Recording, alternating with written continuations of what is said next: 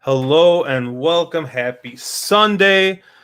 I am Josh from On the Wrong Lead. I hope everyone had a great Del Mar and Saratoga opening weekend. It was a crazy weekend of racing.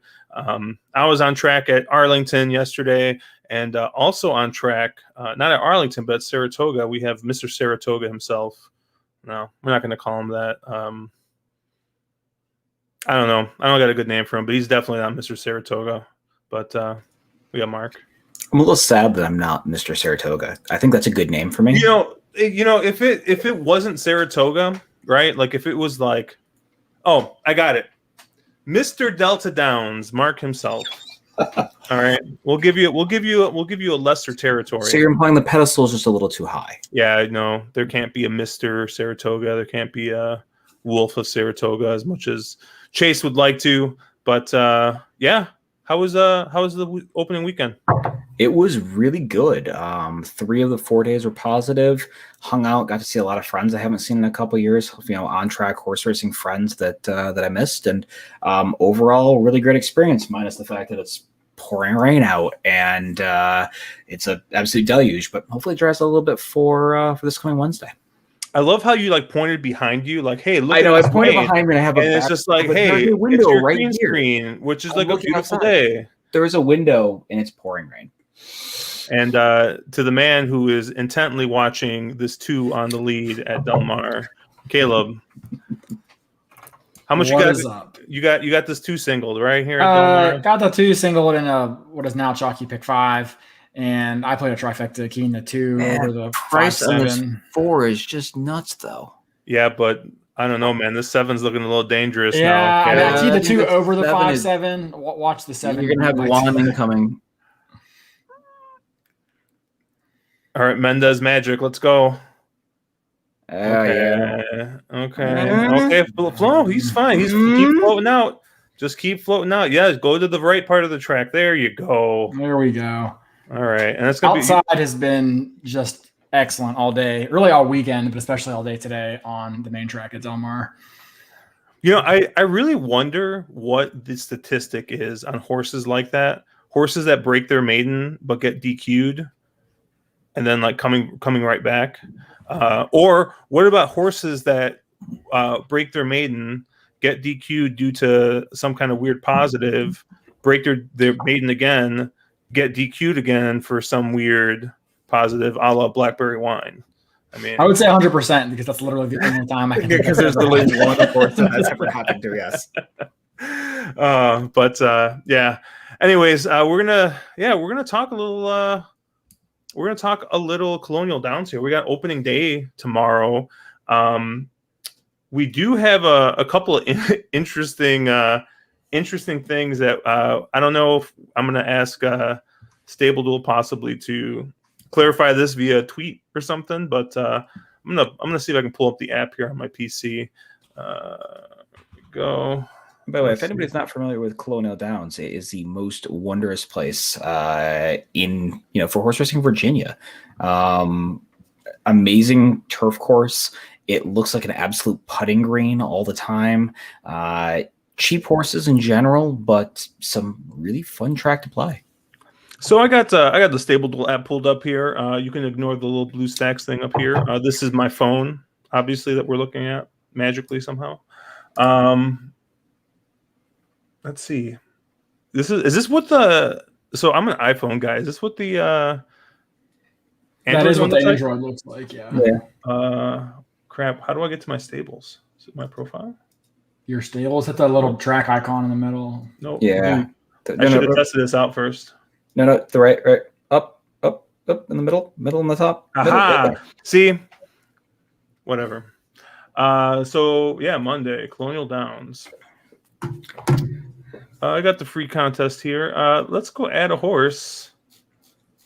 And let's swipe all the way to the bottom here real quick.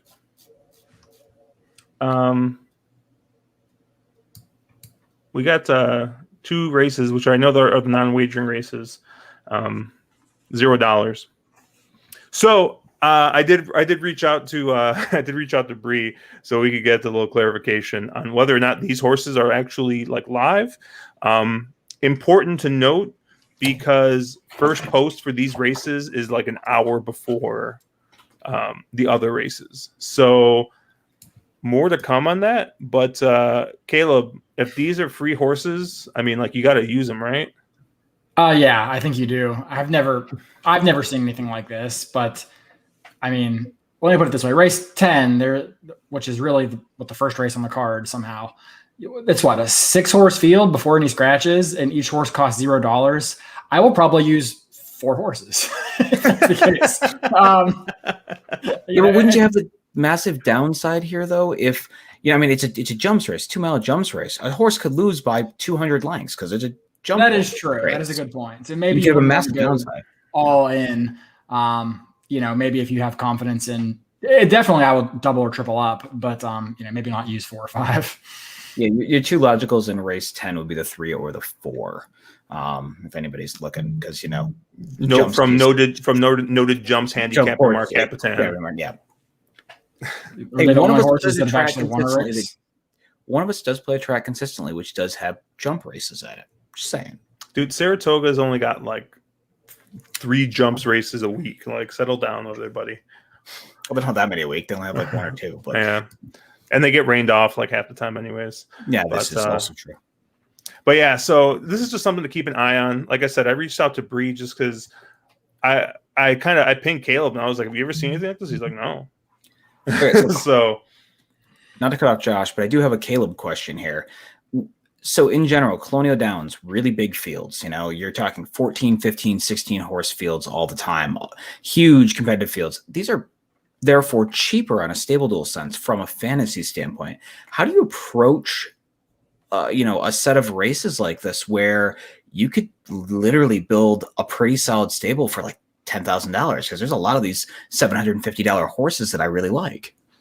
Yeah, so I think it just depends on, it can be harder or easier depending how you look at it. You do get cheaper prices on the horses you like because there are so many horses, but there's also that many horses that you have to beat to get points. So obviously it can work against you.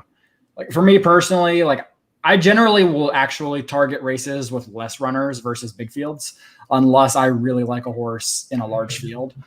That's not to say that I won't play them, because sometimes you have to. More often than not, you have to. But for me, like, I'm not going to target a 15-horse race where I have like a lukewarm opinion that a 20-1 might run more like a 12-1. So like in those instances, I'll probably just try to find safe bets because I don't want to get killed and lose 20 points in those races. All right, I'm pulling up the PPs here. Yoink! Oh, I got my Delmar PPs up too in case. And Mark and I were talking about a couple things here. I know Mark was looking a little bit at the late pick 5, I believe, was something. The pick 5. Oh, the pick 5. Yeah. Sorry, I always forget that some of these smaller tracks only have 1 pick 5.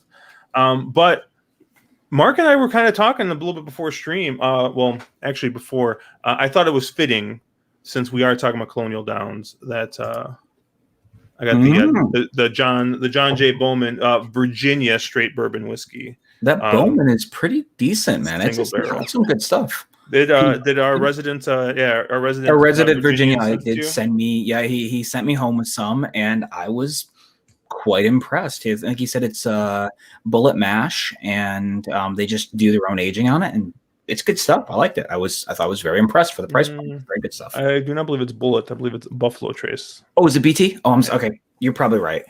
But I did send I sent Caleb a sample here, but so hopefully he'll give us his review next week. I'll give you the details. Right now, I'm actually drinking scotch. I decided we don't normally stream on Sundays, and I'm going to mix it up a little bit. There you go. Also drinking some scotch. So I'm surprised you had brown liquor in the house, because I remember last time, Mark, you were scrambling. I fail miserably sometimes at having brown liquor around. I did want to talk about some of these late races. Mark and I were talking, and like making a morning line is tough. And so I guess, we can go back and forth and say that the morning line's bad or whatever, or that but it's really, we just don't agree with the morning line. And I think Mark and I both in some of these late races absolutely do not agree with the morning line, which, for real life betting, usually you don't agree with the morning line. It usually corrects itself, right? The nice thing about StableDuel is if you don't agree with the morning line, there's usually overlays you can find in races here. And let's start with race 8 real quick, Mark. This was the first one that I kind of looked at, and I was kind of like, I don't like the favorite in this race, like at all. Like this is definitely a favorite. I'm going to try to get around. I believe it's the 7 Street Loot, who has never, I believe, run on the turf. And this is a turf race. Yeah, a Street Loot is your favorite. Street Magician over Midnight Loot could definitely handle the turf, but don't you want in a big competitive field like this? And just anybody knows, Colonial Downs historically is sort of an outside drawn speed track. You want speed horses on the outside. Street Loot, you're gonna get 5-2 on a horse that's never run on the surface, and you're just hoping takes to it, and hoping is good enough to beat a fairly salty field. I thought there were some other horses in here that made a lot of sense. I think Josh and I were both on the same 2 horses, the 9 Screaming By and the 10 Larimar. Both horses that have shown that they can, handle the turf. And I agree with you. I think, and there was a couple other races in here, same thing. Felt like the morning lines were pretty terrible. Yeah, the 9 is coming out of a race at Belmont. I know it was yielding turf and it was state bred, but coming off a win at Belmont. Yeah, it was a win. Did go wire to wire. The 10 was kind of has a couple of dirt races that kind of fit. But at least the horse has run on turf and has won on turf. Has won, yeah. So, has shown a little bit of ability on turf. And you're getting not as good of a price, but I think 6-1 on this 9. That's probably where I'm looking at in this race. Yeah, I would agree with you. The other horse I thought was really interesting at 10-1 is the 3 Virginia Beach, who, if you're Tomlinson's person, you're getting Pimentel, who does really well at this track, and a horse that, definitely has some back races that fit pretty well here. 1 win over the turf, in a black type at Laurel. Going this distance in that black type. So, a horse that has a win at the distance. Now, inside drawn, which is a little bit scary, just with these big fields, you tend to get traffic troubles going 5.5 with a little bit of an inside draw. But I thought that was another horse that at a price, to hit the board at 10-1, I wouldn't be surprised at all. Yeah, and like when it comes to these turf races, I know Mark and I and Caleb, we definitely we all use different products for the most part. Well, Caleb and I are pretty similar. I know Mark is mostly DRF guy. But when it comes to turf figures, I like to look at time form. I think that all of us prefer the time form figs when it comes to turf racing. The important thing about the 3 is, while you look at the pattern here on Briz, it looks pretty even. Like he was like in the mid to high 80s, and he's kind of flattened out there. She's flattened out there. If you look at her races on time form, just progressively has gotten better even since that turf win. Won that turf race at Laurel. That stakes race wasn't really a great fig, but came back and fired 2 really nice races off of that. And since being washed off, was kind of staying consistent. So I think this is a horse that, both on dirt and on turf, you could probably use. Yeah, I agree. She's going to be coming a little bit from out. Sorry, Caleb. She's going to be coming a little bit out of it, but yeah. No, go ahead.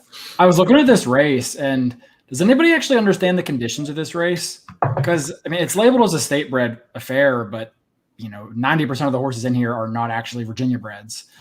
I would assume it has something to do with the language of the Virginia bred, sired, or certified piece, but I'm just kind of curious. I was trying to decipher that when I was looking through the form in the first place. Well, much like our Virginia bourbon, that is not actually, I believe, I don't know, is this actually distilled? I don't know the story. I know it's aged in Virginia, but yeah, I don't know. I always get confused, right, when they have like this like certified stuff, right? Because you get the same thing too, like in Illinois, they do it a little bit different in Illinois because they'll do Illinois breads, can also be Archie breads, can also be Minnesota breads. I think there's like a weird rule. Yeah. So, but what you're getting into here is the difference between sired and fold. So what I'm going to imagine is that most of these are they ship the dam to Kentucky where she's bred, and then she comes back to Virginia where she has a foal, and therefore you're going to be a registered Virginia bred because that horse is foaled in the state of Virginia. And there are a lot of horse farms in the state of Virginia, but most of those horse farms are using sires from Kentucky because it's so close. It's right there. You just ship to Kentucky, for the stud, and then you bring the horse back. So I'm going to imagine that is why most of these, you're seeing a lot of the breeder is from Maryland or the breeder is from Kentucky or other states. But those horses are all probably foaled. So you're probably, if you look at the, if you actually look at the farm that they're foaled at, it's going to be a Virginia farm. Now, the other question I have is, can you really bet against a horse called Virginia Beach in Virginia? Yeah. No, I would say the only reason I know about that condition is it happens a lot in New York, where there's a lot of New York foaled that are actually from Kentucky sires. You see it a ton, and they sneak them into these New York state bred races. So I see it a ton at Saratoga. That's the only reason I'm familiar with the condition. Yeah, well, good on them for run for a nice purse. I guess the only other horse I agree with you guys, the 9 and 10. I think they're probably the 2 beat. The 3 also looks good. Only other horse I was interested in was maybe the 8. This horse won first out at Kentucky Downs, which is not easy to do. Actually, it's very, very hard to do. First-time starters rarely win at Kentucky Downs. And this horse took a respectable enough amount of money to go off at about 6-1 there. 3 horses out of that race came back to win, and then Connections obviously got too ambitious and threw her into a spot where she had no chance. On the barn change and the layoff, I mean, there's some question marks to answer here, but if she takes a step forward from that 2-year-old debut, or even from her Jessamine Fig, I think she could figure here to outrun her odds, to be sure. Yeah, I had her listed as a B as well. First time Lasix as well. And she's getting, I don't know how you say his last name, Caramanthos, who is one of he's normally top 3 in the rider standings at Colonial. So, you're getting very good local connections. I just don't know, Curtis Payne is a trainer. I have no idea who that is. So. Yeah, I just realized I didn't have chat up, so sorry I missed it. I did see Brian Murphy saying he thinks he's the only one in chat. Yeah, we got people all across different platforms, so we got a couple viewers all across. Your friend Brandon, Mr. Brandon Merrick. I hear. Did you finally get the advantage over his mom, who was just like out capping you to start? Yeah, his mom is just kicking everyone's ass right now. No, I sat right next to his mom and stole her picks, where he sat a row in front, and he had to work a little harder to get picks off his mom. But his mom, I think, played 3 wagers all day. She hit all 3 of them, and she was drunk and socializing the rest of the time. So it was a good time for her. What discipline? Yeah. I sometimes I bet 3 wagers on one race. I can't imagine that.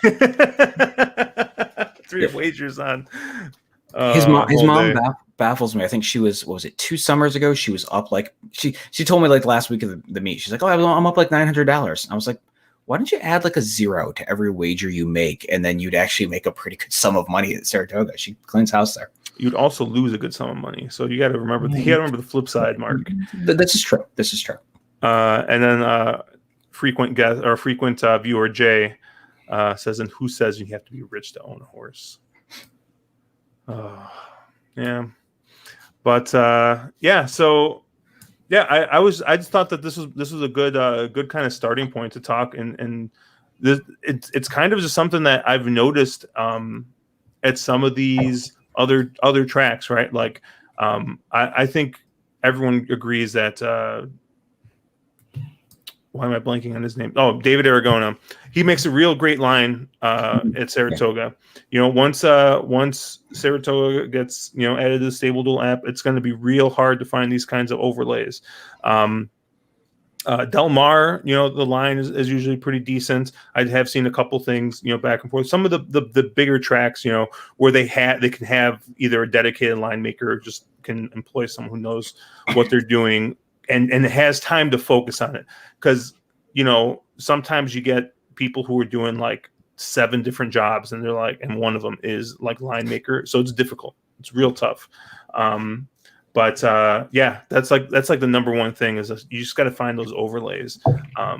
You know, find where you can get value because, you know, sometimes it gets real tough, especially when you get a lot of flat races on the morning line. So now this pick 5 starts what, race 5, Mark? Yeah, 5. Yeah, it's 5 through 9. Yep. Okay. What did you see here in race 5? Was there anything that you liked here?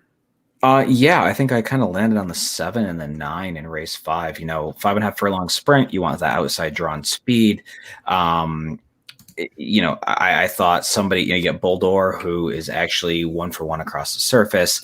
I thought the 9-2 line was kind of a gift. I don't think you'll get anywhere near that on who's probably the classiest horse in this field and is getting, you know, a fair bit of class relief in here. The other one I thought was interesting was Grateful Bread, who is probably the speed of the speed in here. Horse that could kind of break, get real loose on the front end, and has stolen 2 of the last 3 that he's been in. He seems to be kind of this, you know, 5.5 furlong specialist. And I thought was an interesting horse. And again, I think the morning line is quite generous there at 12-1. So actually, I would probably be pretty prone to using the 9 as a StableDuel type horse. I think this is a horse I'd be surprised if it doesn't hit the trifecta. And, you know, at 12-1, I'm getting, well, how many was that? Work out of StableDuel dollars. $750 StableDuel horse. So it's a real cheap horse where I'm thinking I have a ton of upside there. I was real big high on Boldor in this spot. I think as far as real money wagers might be kind of where I key around in the sequence. I know you already talked about the 9. The 9 looks, you know, really, really good on time form.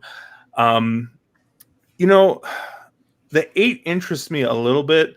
I know it's you know, it's Violence, who does okay on the turf, not great. And not really a lot of turf on the bottom either. But I've seen a track where this horse seems to run a lot at, and we have an expert for that track, like in chat. But I don't know. I thought that at 10-1, this horse was interesting, especially in a StableDuel as maybe someone to round out an exacta or a trifecta, because the speed figures are there. Like, it's just, is the horse going to take the turf? You know, the horse has run twice on turf and has done okay, but hasn't hit the board. Yeah, I think my question really with Wartakason was more along the lines of, is this really a horse that's going to handle turf? And, you know, they've run at places like Pimlico and Aqueduct that have turf courses a few times. Why have they not tried turf more often? Maybe the horse takes to turf. You know, I don't hate the pick. Just one of those ones that it seems sort of late on. You know, the horse has got 30 starts and 2 of them are on turf. You would have hoped that they would have tried it a little bit earlier than now. At 10-1, it just feels like I'm not getting as much value as I want. I would rather take the 9 where I feel like I'm getting more value. Yeah, and the 9's definitely got the form, right? Mm-hmm. The 9's got the win last time out. And the recency. A lot of recency. And like, you know, we've talked about this on other streams before. Like, you know, as great as speed figures are with helping, you know, differentiate how fast a horse is, you know, sometimes it's just like, you know, you get these speed figures that look really nice, and then you look and the horse finished like 10th behind like 12 lengths, right? And you're like, okay, like, yeah, like the speed figure is a final time figure. There's like a little bit of ability mixed in, pace and all that stuff. But it's like, okay, like, so now you expect the horse that finished, you know, way out of it. Like, unless there's just like a huge like drop in class, like even with a huge drop in class, like, I don't know, like, do I trust that real huge figure when the horse wasn't ever a part of the race, you know? Yeah. But this 9, this 9-1 last out, so you know that figure is good. So, or you can at least feel better about the figure. I mean, it's a Pimlico figure, but you know, Caleb, what are you thinking? Yeah, I agree with you guys completely on the 9. I definitely think that. I mean, horse could potentially be my top pick. 12-1. I mean, that's kind of silly. You're not going to get 12-1. I'm not a huge Boldor fan. I don't think that last race kind of bothers me.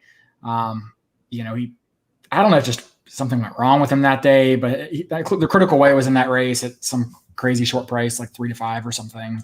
But Boldor was like second pick, like 5-2, and didn't run a step.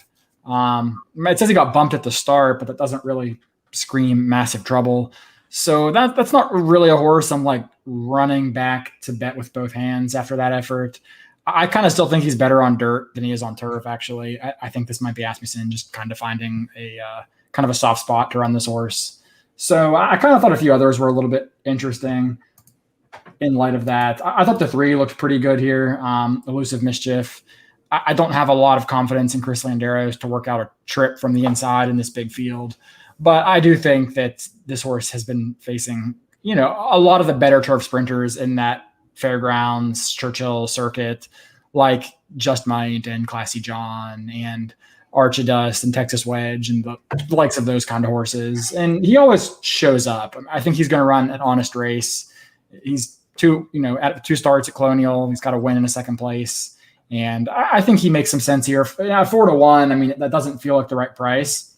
So from a StableDuel perspective, that's probably not a horse I would use. But from if we're talking live money, start of the pick 5, I think you probably get better than 4-1, and you don't get probably near the prices we're looking at on a horse like the 9 or the 7. So I think when the prices level out, he'll be in a more playable range. Yeah, I'm looking at the chat right now. It looks like Ward Takasin actually ran today at Pimlico. So maybe at a Colonial entry, hoping that this came off the turf with rain or something, that they co-entered and then took the most likely the best spot. Yeah, I haven't watched the Pimlico race in since the Preakness. No, I mean there were those carryover days that we played Pimlico, but don't you include me in that? You played Pimlico when there's that big 6-6 I did not. I was on a date night. Well, Mark, sorry, I cut you off like 3 million times trying to get to Caleb. Was it what did you want to add? No, I cut you off like 3 million times. I was just going to say, you had mentioned horses that throw a figure in a losing effort. I was going to completely agree with you. You always have to be a little suspect of a horse throwing a big figure in a losing effort, especially if they're beaten by 5 or 6 lengths, because a lot of times you'll see that they just never run back to those figures. So no, I was going to completely agree with you. Form and recency, I think oftentimes we get a little too figure focused. Me being probably the biggest figure handicapper on here, but we get a little too figure focused, and sometimes recency, form, and is the horse a horse that likes to win are bigger factors. So I just disagreeing with you, Josh. I'm just not used to that. I mean, first time for everything, I was just making sure Delmar hadn't gone off yet there, but race 6, we're going to be going long on the turf again. Mile and 16th here on the turf. By the way, if you guys haven't watched Colonial, they have a beautiful turf course. Like, it is just such a nice, huge turf course. So I'm super excited. I was a little bummed, I'll be honest, that they're not running at night. Because it's just nice to have a good night track running. I know Canterbury has those nice fields running at night. Emerald I fell in love with, and then just started losing all my money, so I had to back off a little bit from Emerald. But definitely Canterbury is always fun, and I think Colonial was running at night either the first or second, maybe it was the first year. I know last year they ran for 2 days. Was it just 2 days? It was 2 days, and then COVID. Yeah. They got somebody tested positive, and they were done. But 2 years ago, they ran almost their entire meet. It was great. You'd get home from Saratoga, you flip open. Oh, hey, look, Colonial's running under the lights. It was an amazing place and very fun. And again, like Josh said, they do run sort of that, I don't know, like a Gulfstream Park or I guess it'd be probably like Gulfstream Park's turf course, where there's sort of an inner and an outer. I guess Arlington does the same thing, right? Where they have sort of an inner path and an outer path, and so sometimes you see a race with rails at like 130 feet. Well, it's just because they're running on the outer path instead of the inner. Yep, they have different lanes at Arlington. So lanes, yeah. I forget things like lane 5 is like million lane, maybe. I forget. They run the million at one of those lanes, but. Yeah, race 6 here. This was another race, I think, Mark, that we were talking about. Because of how big the field is, you're going to be able, if you can find the winner here, you're not going to be paying, I think, like a winner's price. 9-2 on the morning line, the 11 Turnstone is your favorite. I thought he made a lot of sense here, but at the same time, greedy Josh looks at this and is like, yeah, the 11 makes sense. The 11's coming in with all this form, has won on both surfaces, turf, dirt, doesn't matter. Ran a decent second last time out, and it's just like, but if you look, you might maybe you go down a little bit. Maybe this 13. I know they just break its maiden, which I know Caleb hates. But you get you got Victor Crosco aboard for James Toner.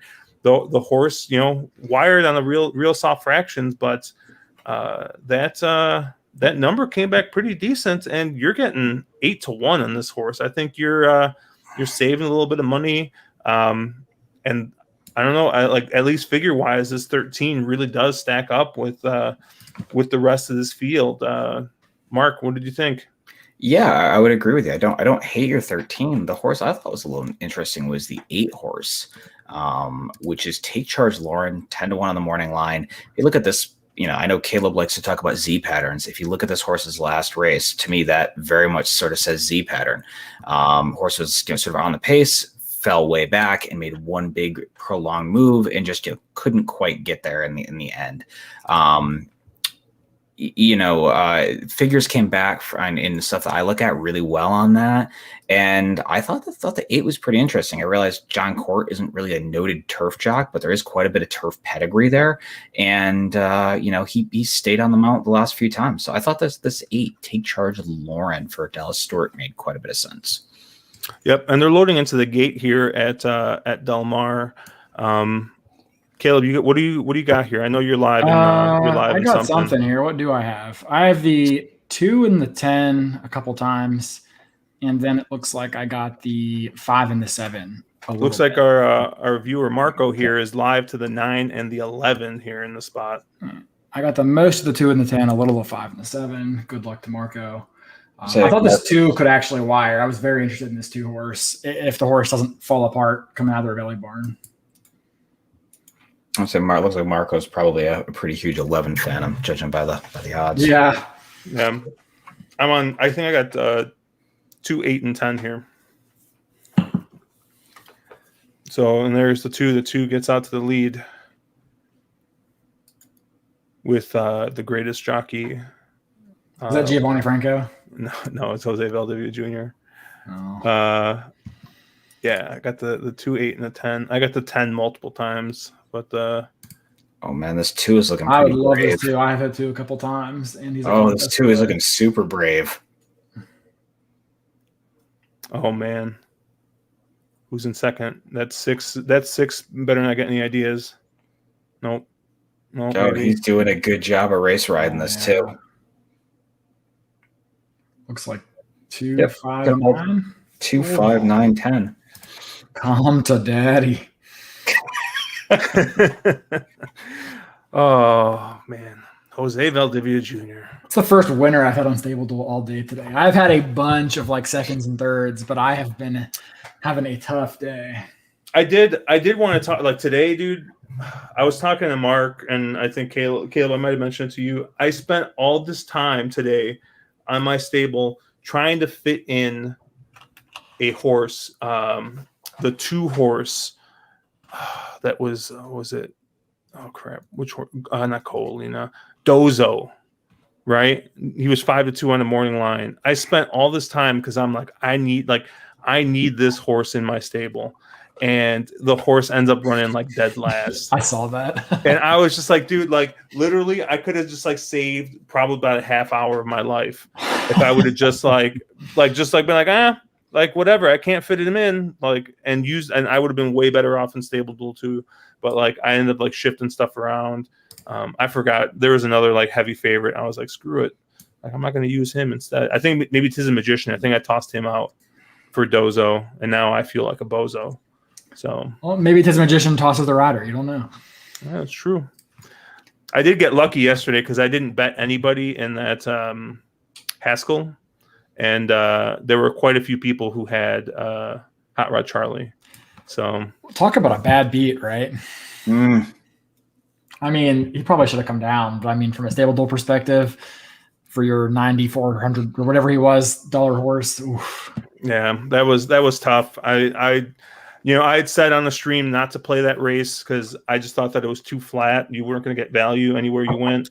Yeah. And so I'm glad I did. But like Hot Rod Charlie, ran a winning race. Unfortunately he came in. But yeah, let's get back to Colonial here. Caleb, what did you think? I kind of agreed with you, Josh. There's so many races on this track on any given day that I'm like, they have it wrong. If they got a bad favorite, this horse is going to be way shorter. But this one, I think the 11 is a deserving favorite. I think she's probably your likeliest winner.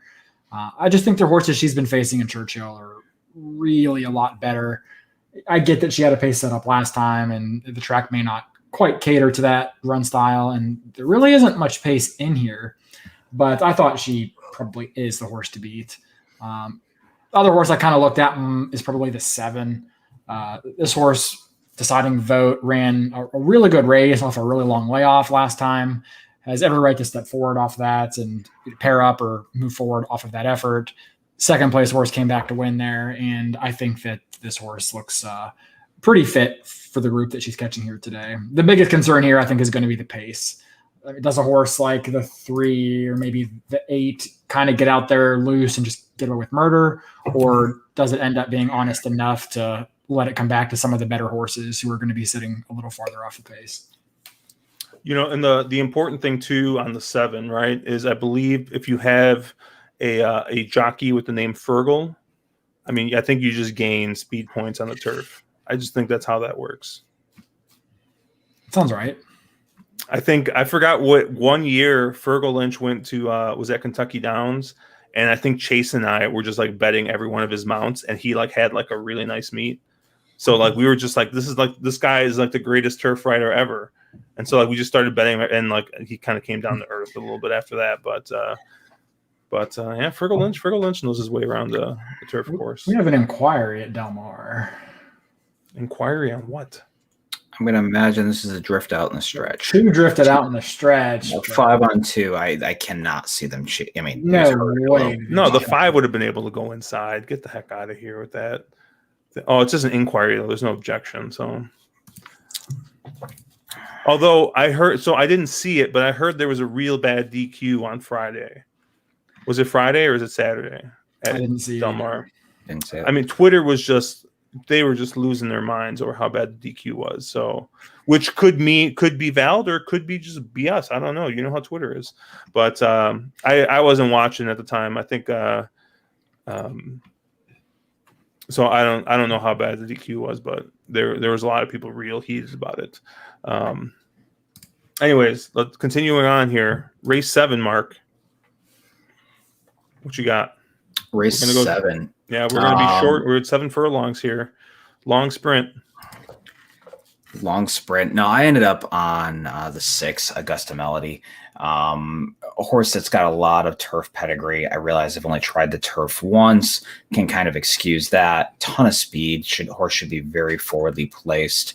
And I think this horse kind of can get loose, get a little comfortable on the front end, and steal this. I'm hoping this one. I realize only that one turf try should handle the turf. And I kind of landed there. There was nobody else that really jumped off the page. A lot of horses in here that are trying turf for the first time. And this is a dirt race, isn't it? This is a dirt race. Oh, shit, is it? Whoops. Yeah, my bad. I'm an idiot. Yeah, well, I like the 6 for the same reason. Each speed gets loose in the front end. That's why I liked it. Yeah, because I'm an idiot. Yeah, Well, at least you don't have to worry about trying turf for the first time because he's not. I don't have to worry about trying turf for the first time, I guess, apparently. This does look like a bit of a lone speed situation here at 9-2.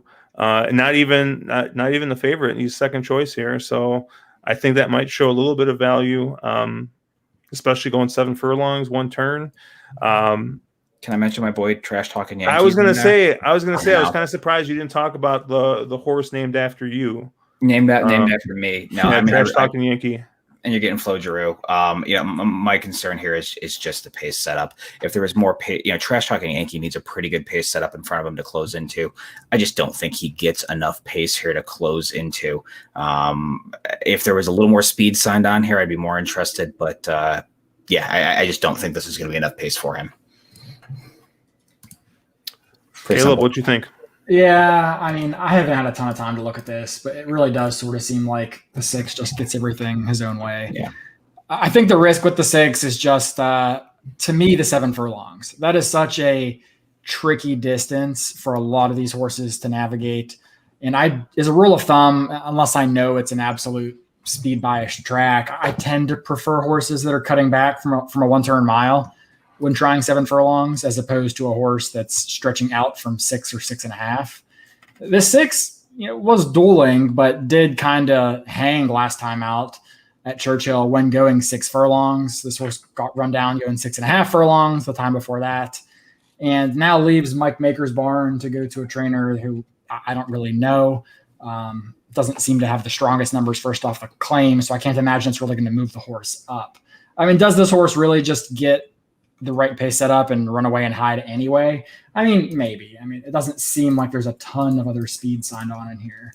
But I wouldn't, at 9-2, maybe that's worth the risk. But if this horse gets much lower, I don't think I'd go that direction. I might be looking towards a couple other horses, I think, that could sit somewhat close to the pace, but not be quite right on top of it. Maybe a horse like the 1 or the 2 kind of interests me a little bit here. With the 2, like Fortune's Fool, this horse has wins at Belmont, so I tend to think those races are a little bit stronger than what he's catching here. Even some of the Gulfstream races are probably a lot better. So I think the class relief is going to help, and the horse does have the ability to be somewhat forwardly placed. So I think that's going to be a big be very beneficial in a race where there's not much pace. And then the 1 horse kind of interests me as well. He's cutting back from those 2-turn miles at Delaware Park and Tampa. So I think that looking at the pedigree, Tapiture over a Bluegrass Cat, that really does lean more towards sprints to miler at best. So I think they got a little ambitious with this horse when he broke his maiden and threw him into Sam F. Davis, and then a pretty salty optional claimer at Delaware, excuse me. I think this is a much better spot. And again, this horse has the ability to be somewhat near the lead. So those are 2 horses I would look at prices that I think could provide some value here.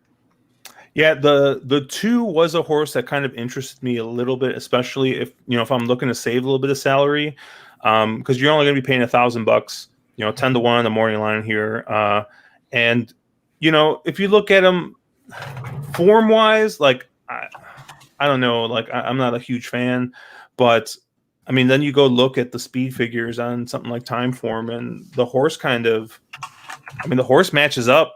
And the horse seems to be kind of an every other type horse too, and this is the other. So this might be the time that fire is fresh. If you're looking to take a chance for $1,000, I think this is a good place to look. I would pay up. I'd pay up for the 6 here. Any love for the 5 Kadri, who beat the 6 last time the 6 ran.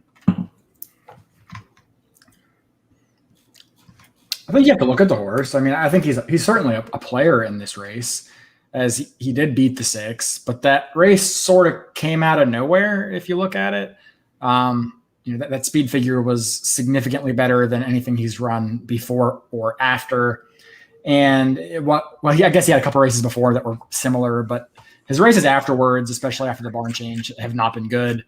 He seems to have lost a little bit of that early speed that he used to have. So I'm not going to really be too excited about the 5. And given the way he's kind of tailed off of form, it kind of furthers my opinion of downgrading the 6. Yeah, I would say my thing with Kadri would be, if you look at him, the first time he was in for a tag, he was taken. And then they went back up and protected in the last 2 out, and he's in a protected slot today. So, I think he just quite honestly needs probably some easier company. And also he came out of, a slightly higher percentage barn, a little better barn probably, into the Norman Cash barn. So yeah, I would tend to agree with Caleb. He probably needs a little softer company, and those figures that come out of nowhere are kind of head scratchers. All right. Well, we already talked about race 8 here. The 3 Virginia Beach, I think, if you're looking for a little bit of value, and you like to play names, I guess, because Virginia Beach and Virginia, I think both of us kind of agree on the 9, though, probably being the horse to beat here. I forgot, Caleb. Who else did you like in here? In the 8th race?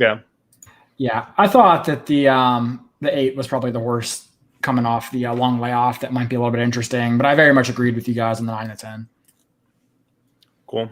And then, let's take a look at this last race here. The last race in the pick 5 sequence. Like I said, we'll have to find out about race 10 and 11 if they're going to count. But race 9, and they also run at the front, which I don't know why they just didn't put it at the front on the PPs, but I guess maybe not to confuse people. Well, if I downloaded the PPs, that's the first 2 races I saw, I'd probably just close them before I looked at it. All right. So remember that when Saratoga comes around with their first. Well, I know better for Saratoga. I mean, I can understand Colonial Downs confusing somebody. But all right, race 9. Mark, there was a horse in here you really liked, wasn't there? There was a couple of horses that I really liked in here, and they're all kind of at stupid prices. So I thought, both the 7 and the 8, My Sweet Story and My Fair Old Lady, both were really interesting horses. Again, Caleb has already said this. Churchill Downs has to be a little bit tougher, a little bit harder races. So this has got to be some class really for both of these. And the figures came back really strong out of both of those races. And I think Josh and I were having this sort of conversation, and I guess it's not so much horses we like, but horses that we didn't like. And I think the horse we both didn't like was the 9 Liberty Isle. You're talking a horse that, again, comes out of 3 races in a row at Churchill Downs, and prior to that, a race at Keeneland. They could have run on turf in any of those 4 races, but Dallas Stewart decides not to run on turf in any of those, and then ships to Colonial to run on turf. Kind of screams to me this is a desperation move, and they're searching for things. And that horse is 5-2 on the morning line. The morning line just seems insane. I want somebody who, they've at least tried turf. Seems like they are really a turf horse. And again, this is sort of like, I know you guys like to play Sam Houston, where you play the game of what's the real turf horse. Well, I would tend to think that the 7 or 8 or maybe the 13 are real turf horses, where the 9 probably is they're hoping is maybe likes the turf. But that line on the 9 is just so bad. I mean, I know they have a hard job, and he might also be selling hot dogs and, heroin the track, but come on, 5-2, even if this horse wins by 10, that's a bad line. That horse should be 6-1. Yeah, in a 14 horse field, you're going to make a maiden who's never tried the surface a 5-2, half the price of the second shortest horse in the race. It's just a terrible line. So is you guys think Murphy's watching? Probably not. Okay, good. You're gonna say Josh. I kind of like the Bernardini on turf. Well, I think Murphy's coming around on that from last time we talked. I think he's inched up, right? Last we talked, hasn't Bernardini inched up to over the past 2 years 10 or 11%? He's a better turf sire than Mike Smith is a turf jockey. I mean, that's very fair. That's very fair. FYI, I'm definitely live to that Mike Smith horse in the last race at Del Mar, so let's not bash him too much. But I don't know, the 10, last time out, that fig on time form looks pretty solid and fits in with the rest of the race. Now, I'm going to give you one caveat. this is probably strictly a cash play. I don't think that I could spend this much money on this horse in StableDuel because I feel like, if you're looking at speed figures, like the 8 technically is faster, the 7's faster, you're getting a lot, you're getting more bang for your buck there. I think you get more money. Like you'll get more out of your 20-1 finishing second if you can find value in other spots, So I would probably, I kind of agree with you, Mark. I like the 7 and the 8 as value plays. And I think this is a race where you take a little bit of value. But if we're playing cash, I really like this 10. Mike Stidham has got really great stats for this kind of spot. He's 22% second career race, 20% second time on the grass. So you got to figure this horse is moving up. And if this horse moves up from his last fig, I mean, he's right there. He doesn't have to improve that much, I don't think. So, or she doesn't have to improve that much. So at least there's turf pedigree on the bottom. Okay, so I agreed with you, Josh. Agreed with absolutely everything you say. Michael Stidham trained, Godolphin horse with Sheldon Russell up. Why on earth are they running this horse at Colonial? I mean, is your argument here that they are just looking for a soft spot and said, okay, this horse can't be competitive at Saratoga, and we don't want to wait for some other track that's less competitive, so we're going to run at Colonial? Yeah, but this is a filly. What's it matter? It's a filly. They want to break the maiden, right? Godolphin really cares. I mean, if it's Godolphin, they're probably going to look at this horse as a potential broodmare. So what do they care? It's going to be a home. They're going to home breed it, so it doesn't matter, right? I don't know. I agree with you're coming from. It's just that thing that, like, why are you here? Look, I just need somebody to agree with me on the Bernardini horse on the turf. Not my top pick, but one I would use in cash in a pick 5 or something. I wouldn't lose to that horse.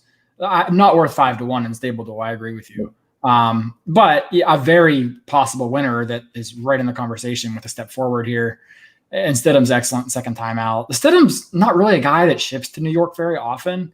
He does most of his running at Tampa, Delaware. He sends some down to like Sam Houston in that circuit, Lone Star. So like, I'm not surprised to see one pop up here. He does have a lot of runners in this mid-Atlantic region. So I don't think he's really ducking anything. I think this is just kind of where he has some of his home base for all the horses that aren't his top tier horses. I'd be much more concerned about the Shug McGahee horse if I was going to make that argument, the 5, who is a Kitten's Joy that they, for some reason, put on dirt in the debut that didn't run a step and now comes back finally on the right surface. But at Colonial Downs, that horse, I don't know why that horse is here. So like all the things you said about the 10, I think apply twice as much to the 5. I guess my thing with a 5 is that's a crazy long layoff. I mean, that horse has been off since October of 2020. Obviously something went wrong, because Shug could have run that horse down at found a spot at Gulfstream or at Tampa to run this one. So this is off a long layoff. Is this one just, he's hunting for an easy spot? Where's NBS? Is that a track? It's a training facility, at least. Is that New Barton? I don't know. I'm just like trying to see, like, because like after November, it looks like they turned the horse out until April, and then or turned the horse out as recovering. So, but I mean, it looks like the horse has been working pretty regularly. Then had a little bit of a setback, but I mean, the horse has been working. So I don't know. Maybe the horses was just taking a little bit, but yeah, like I mean, 6-1's not the price there. No, but I mean, like you got like turf on the top and out of a more than ready mare, so this horse will be fine on the grass. So yeah, I mean, they must have bred it for grass, right? Well, I mean, you don't breed Kitten's Joy for dirt. Yeah. I'd probably go with a 13 here if I was going to make one pick. I do like the Churchill shippers that y'all talked about earlier. I think the 6 and 7 was it? Yeah. I probably prefer. I'm sorry, the 7 and the 8. Yeah, I probably prefer the 7 to the 8 there. Just that it sort of seemed like the 8 got away with murder on the lead and really just backed up pretty bad. I'm not sure if this horse just isn't that good, doesn't want to go that far. But I thought that given the pace, the 7 ran a much better race that day. But I think the other Churchill shipper is actually my top pick, which is the 13. It's a tough post for a horse that I have no idea if it has speed, because it showed speed like once and then was a dead closer in its last start, kind of a mid-pack runner once or twice. My guess is from that post draw, this horse will be no better than mid-pack and probably towards the rear. So it could be a little compromised by, once again, what seems like a lack of much pace. But typically in these huge fields, even without the speed on paper, you don't really see one horse get up with murder all that often, especially with lightly raced horses and maidens. Typically somebody else goes. You've got a couple horses in here that are only have one start or first-time starters. So I'm going to kind of take the chance here. I think 8-1 is a great price on that horse, and that's probably my pick. Yeah, I like your 13 quite a lot. I mean, you want to talk about having turf pedigree for days. That horse is just, I mean, I have no, and again, this is one you had mentioned this about another horse earlier. Why on earth do they try to run this horse 3 times on dirt? I mean, this is about the turfiest pedigree you're ever going to want to see. So, no, I do like your 13 quite a bit. Yeah, it looks like Michael in the chat here says Vigilante's Way did the same move for Shug in 20. So, yeah, Shug does. The 5. Yeah, I can remember a couple years ago, Shug does send some of his fleet here. I mean, maybe just figures it's easier spots, or he's figuring, hey, let's give him a nice, easy, maiden score, and then figure out what I really have and point him for other things later on. I have seen him come here with some real live mounts, as has Chad, because 4-wheel drive ran here to, I think, his first stakes win. So you see some trainers that'll target some of these black types or some of these maiden special weights, because the purses really aren't bad, considering there's not a lot of other good options without shipping to California this time of year, considering Kentucky doesn't have any racing during the summer. And I think, well, they do. They have Ellis Park, but no, he was right. But I know what I said. I think Pletcher won a race here too, right? With one of his Derby horses that they put onto turf. I forgot the horse's name, but it was like a big name 2-year-old, 3-year-old. I think that I already forgot. It could be Josh. Yeah, it wouldn't surprise me at all. So yeah, it seems like this has been a big spot, similar to kind of like Monmouth, for like that B side, right? Like Chad's B horses, or it's just another option if you don't want to run them at Monmouth, or they got like the Virginia Derby and they got a couple other big races. So yeah, I Mark and I were both talking how excited we are for Colonial. We just love betting turf races. Caleb is like me and will probably bet any track that's not named I don't know, Delta, something, I don't know. Tampa. He won't bet Tampa. Yeah, no, I mean Tampa, Delta. The only tracks he won't bet. This is what's kind of terrible, is that the Colonial, as much as I love the turf racing, it's basically full of shippers from tracks that I hate. Like, it's full of shippers from Tampa, Laurel, Pimlico, Monmouth, like all those tracks that I want nothing to do with. So you're using the transitive property of all the horses you hate. Got it. Yeah, I bet all the Delaware shippers. I like Delaware. Yeah. So I would say somebody who played Colonial quite a lot. It's a track that has prices, but they're logical prices. So, Farmington Road is the horse I was talking about. Yep. Thank you. Yep. I'm just sitting here, dude. I'm just like trying to remember the name of I'm awful with horse names. Like, I am just awful. Like, if I don't have a form in front of me, like, I don't remember. Like, there's certain horses though. Like, I'll be like, oh yeah, that horse. I remember that race. But man, I'm just like awful with names. Like, Mark is like really good with them until he's not. Or he's got a couple whiskeys in him. I'm really not good at names. I'm horrible. I don't know what you're talking about. Yeah, Bree. Thanks. Bree. Bree actually did remind me. I did want to talk about, and let me pull this up real quick. I did want to talk about the StableDuel stuff because I know they're doing a feeder kind of thing for the Colonial Downs tournament that they're having. So Colonial Downs is having a $500 live money tournament online. It's a $500 buy-in, $250 to your live bankroll, $250 to the prize pool. So it's a little bit more prize pool heavy than some of the other tournaments around that price, but the prizes are really good. I believe there's BC seats, or at least one. I know there's NHC seats up for grabs. The way StableDuel's doing it is their $25 contest. They have a $25 contest. They're having 3 of them. And if you finish top 5 in all 3 of them, they're going to give you a $500 entry into that contest. If nobody gets top 5 in all 3, well, whoever gets the best average finish out of those three will get the contest entry. So, I mean, it's built. It's a built-in overlay, right? It's a built-in overlay to play in the contest. The first one is tomorrow, $25. There's also free contests every day this week. So if you're not familiar with StableDuel, we got our link in the description. Go ahead and join up.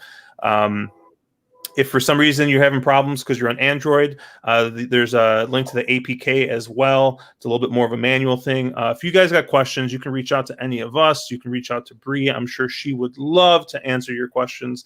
We'll be around. So, feel free to hit us up on Twitter. You got our Twitter handles here. I'm at Cherry Drank. Mark is at 2 Turns. Caleb's at Caleb WVU. Our general one is at wrong_lead. We will catch you guys later.